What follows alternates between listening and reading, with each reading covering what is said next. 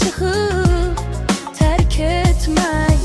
Amma yenə də səni mən sevgili bilirəm. Mənim həyatıma, ömrümə sevinclə gəldin. Mənə sevgini, əziyyəti, ağrını verdin. Mənə həyatda tək yaşamağı öyrətdin. Sən mənim ruhumda başqa bir ruh olub getdin. Mənim könlümə, qəlbimə nur olub getdin. Məni mən deyil, başqa bir mən edib getdin.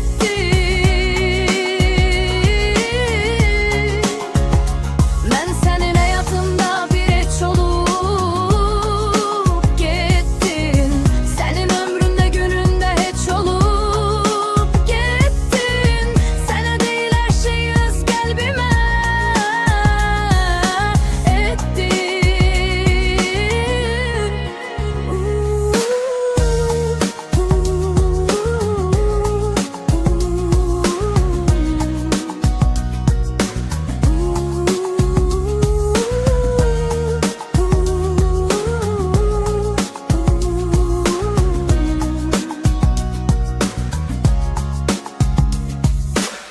Sənin ruhuna bir təhlükəydi sevmək. Mənim ömrümə bir hədiyyə idi sevmək. Buna görə ən yaxşısı çıxıb tərk etmək. Amma yenə də səni mən sevgili bilirəm. Mənim həyatıma, ömrümə sevinclə gəldin. Mənə sevgini, əziyyəti, ağrını verdin. Mənə həyatda tək yaşamağı öyrətdin.